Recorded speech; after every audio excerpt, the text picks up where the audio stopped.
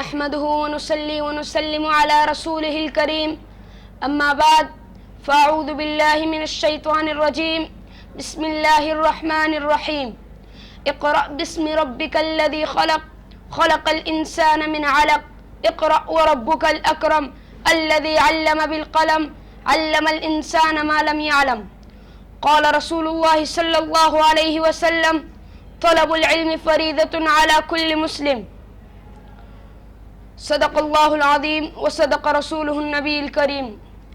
The President of ceremony, respected guests and dear listeners, I feel highly honored and privileged to be here to say a few words to this distinguished gathering. The topic given to me is the significance of knowledge.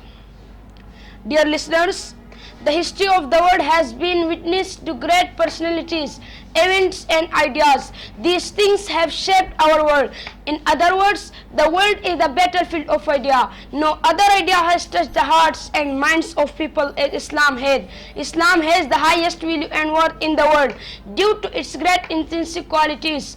There is no other religion that begins with the word Iqra, read. Knowledge therefore is the cardinal of Islamic teaching and civilization.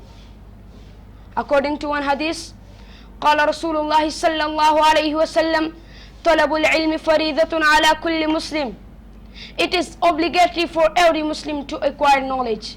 Allah says in Quran chapter number 39 and verse number 9, وقال تعالى في القرآن المجيد قل هل يستوي الذين يعلمون والذين لا يعلمون.